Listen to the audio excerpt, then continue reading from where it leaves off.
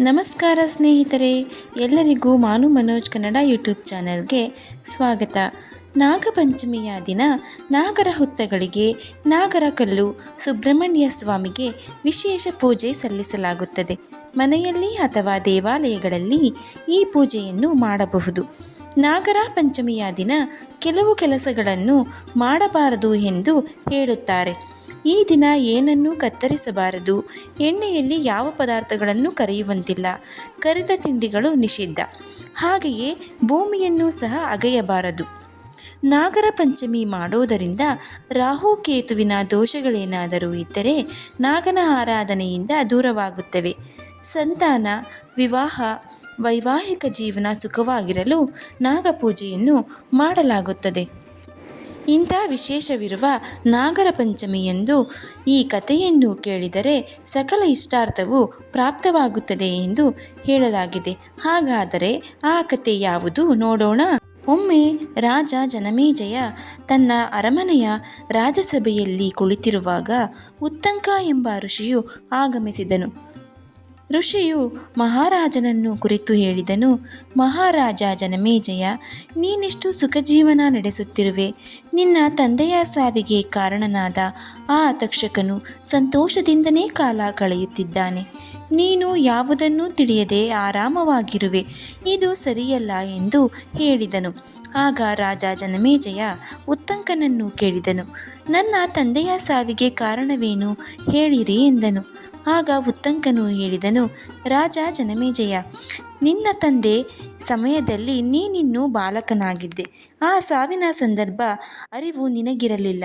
ಬೇಕಿದ್ದರೆ ನಿನ್ನ ಮಂತ್ರಿ ಮಹೋದಯರನ್ನೇ ಕೇಳು ಎಂದನು. ಆಗ ರಾಜ ಜನಮೇಜಯ ಮಂತ್ರಿಯ ಕಡೆ ನೋಡಿ, ನನ್ನ ತಂದೆಯ ಸಾವಿಗೆ ಕಾರಣವೇನೆಂದು ವಿವರಿಸಿ ಹೇಳಿ ಎಂದು ಹೇಳಿದನು. ಆಗ ಮಂತ್ರಿಯು, ನಿಮ್ಮ ತಂದೆ ಪರೀಕ್ಷಿತ ಮಹಾರಾಜರು ಪಾಂಡವರ ನಂತರ ರಾಜ್ಯವನ್ನು ಆಳಿದರು. ಬಹಳ ಕಾಲ ಪ್ರಜೆಗಳ ಹಿತರಕ್ಷಣೆ ಮಾಡಿದರು. ಋಷಿಯ ಶಾಪದಿಂದ ಸರ್ಪದಿಂದ ಕೊಲ್ಲಲ್ಪಟ್ಟರು ಎಂದರು. ಜನಮೇಜಯನು ಕೇಳಿದನು. ನಡೆದ ಘಟನೆಯನ್ನು ಸವಿವರವಾಗಿ ವಿವರಿಸಿ ಹೇಳಿ ಎಂದರು. ಆಗ ಮಂತ್ರಿಗಳು ಹೇಳಿದರು, ಋಷಿ ಶಮೀಕರು ಕೌಶಿಕಿ ನದಿಯ ಸುಂದರ ಪ್ರದೇಶದಲ್ಲಿ ನೆಲೆಸಿದ್ದರು. ಋಷಿಕುಮಾರರು ವೇದಾಧ್ಯಯನದಲ್ಲಿ ನಿರತರಾಗಿದ್ದರು. ಅವರಲ್ಲಿ ಋಷಿ ಶಮೀಕರ ಪುತ್ರ ಶೃಂಗಿಯೂ ಒಬ್ಬನಾಗಿದ್ದನು. ಒಮ್ಮೆ ಶಮೀಕರು ಬ್ರಹ್ಮಧ್ಯಾನದಲ್ಲಿ ನಿರತರಾಗಿದ್ದರು.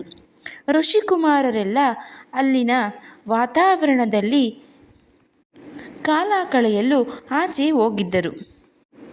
ಶಮೀಕರು ಹೊರಪ್ರಪಂಚದ ಅರಿವೇ ಇಲ್ಲದಂತೆ ಧ್ಯಾನ ಮಾಡುತ್ತಿದ್ದರು. ಅಲ್ಲಿಗೆ ಅದೇ ಸಮಯಕ್ಕೆ ಅರಣ್ಯದಲ್ಲಿ ಬೇಟೆಯಾಡಲು ಪರೀಕ್ಷಿತ ಮಹಾರಾಜರು ಹೋಗಿದ್ದರು. ಬಿಸಿಲಿನ ಬೇಗೆ ಮತ್ತು ಬೇಟೆಯಾಡಿದ ಆಯಾಸದಿಂದ ಆಶ್ರಮವನ್ನು ಹುಡುಕುತ್ತಾ ಶಮೀಕರ ಆಶ್ರಮ ತಲುಪುವರು. ಆ ಸಂದರ್ಭದಲ್ಲಿ ಋಷಿ ಶಮೀಕರು ಆಳವಾದ ಧ್ಯಾನದಲ್ಲಿದ್ದು ಮಹಾರಾಜರು ಆಶ್ರಮ ಪ್ರವೇಶಿಸಿದ್ದು ನಮಸ್ಕಾರ ಮಾಡಿದ್ದು ಯಾವುದೂ ಗಮನಕ್ಕೆ ಬರುವುದಿಲ್ಲ. ಮಹಾರಾಜರು ಪುನಃ ಪುನಃ ನಮಗೆ ದಣಿವಾಗಿದೆ, ಕುಡಿಯಲು ನೀರು ಬೇಕು ಎಂದು ಕೇಳಿದರು. ಆದರೆ ಶಮೀಕರಿಗೆ ರಾಜನ ಯಾವ ಮಾತುಗಳೂ ಕೇಳಲಿಲ್ಲ. ರಾಜ 4-6 ಬಾರಿ ಕೂಗಿ ಕೂಗಿ ಕೇಳಿದರು. ಆದರೂ ಋಷಿಗೆ ಯಾವುದೂ ಕೇಳಿಸಲಿಲ್ಲ. ಆಗ ರಾಜ ಪರೀಕ್ಷಿತನಿಗೆ ಕೋಪ ಬರುತ್ತದೆ. ಅವರು ಅಲ್ಲೇ ಅಂಗಳದಲ್ಲಿ ಸತ್ತು ಬಿದ್ದಿರುವ ಹಾವನ್ನು ಬಾಣದ ತುದಿಯಲ್ಲಿ ಎತ್ತಿ ಅದನ್ನು ಋಷಿ ಶಮೀಕರ ಕೊರಳಿಗೆ ಹಾಕಿಬಿಟ್ಟರು. ಆಶ್ರಮಕ್ಕೆ ಬಂದ ಋಷಿಕುಮಾರ ಇದನ್ನು ನೋಡಿ ಕೋಪಗೊಂಡು ಒಂದು ಕೋಲಿನಿಂದ ಹಾವನ್ನು ತೆಗೆದು, ಯಾರು ಈ ಘೋರ ಪಾಪವನ್ನು ಮಾಡಿರುವರೋ ಅವರು ಇಂದಿನಿಂದ 7 ದಿನಗಳ ಒಳಗೆ ಸರ್ಪರಾಜನಾದ ತಕ್ಷಕನಿಂದ ಮರಣ ಹೊಂದುವಂತಾಗಲಿ ಎಂದು ಶಾಪವನ್ನು ಕೊಟ್ಟೇ ಬಿಟ್ಟನು. ಮುನಿಗಳ ಶಾಪ ತಿಳಿದ ಪರೀಕ್ಷಿತನು ಭಯಭೀತಿಯಿಂದ ತತ್ತರಿಸಿ ಹೋದನು.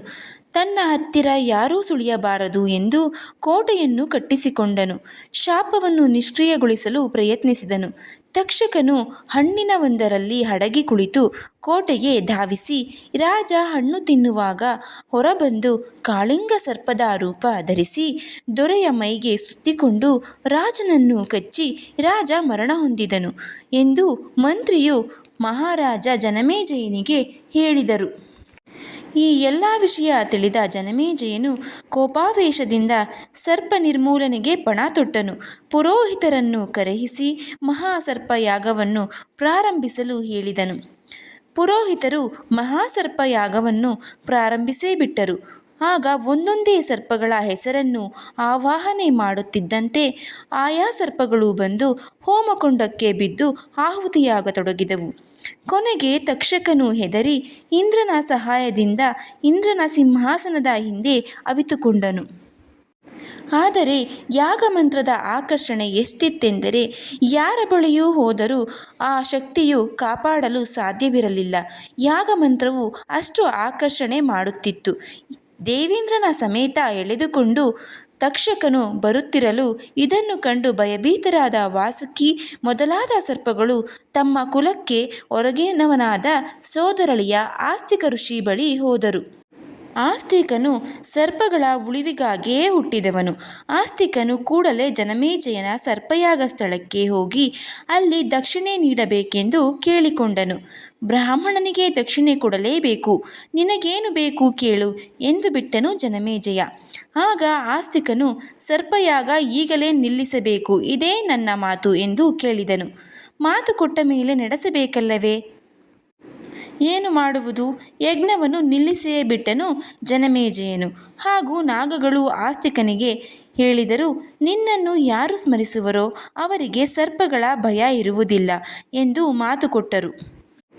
ವೇದವ್ಯಾಸರು ಪ್ರತ್ಯಕ್ಷರಾಗಿ, ಜನಮೇಜಯ, ನಿನ್ನ ತಂದೆ ಸಾವಿಗೆ ತಕ್ಷಕ ನಿಮಿತ್ತ ಮಾತ್ರ, ಇದರಲ್ಲಿ ಅವನ ಪಾತ್ರವೇನೂ ಇಲ್ಲ. ಶೃಂಗಿಯ ಶಾಪದಿಂದ ಇಷ್ಟೆಲ್ಲ ನಡೆಯಿತು, ಸಮಾಧಾನ ತಂದುಕೋ ಎಂದು ಹೇಳಿದರು. ಆಗ ಜನಮೇಜಯನು ಶಾಂತಿ ಹೊಂದಿದನು. ನಾಗಗಳ ವಿನಾಶ ತಪ್ಪಿತು. ಈ ಕಥೆ ಕೇಳಿದವರಿಗೂ ಹೇಳಿದವರಿಗೂ ಸಕಲ ಸರ್ಪದೋಷಗಳು ನಿವಾರಣೆಯಾಗುತ್ತವೆ ಎಂದು ಹೇಳಲಾಗಿದೆ. ಕೇಳಿದ್ರಲ್ಲ ವೀಕ್ಷಕರೇ, ಈ ವಿಡಿಯೋ ಇಷ್ಟವಾಗಿದ್ದರೆ ದಯವಿಟ್ಟು ಶೇರ್ ಮಾಡಿ, ಲೈಕ್ ಮಾಡಿ, ಸಬ್ಸ್ಕ್ರೈಬ್ ಆಗಿ ಹಾಗೂ ಕಮೆಂಟ್ ಮಾಡಿ. ಧನ್ಯವಾದಗಳು.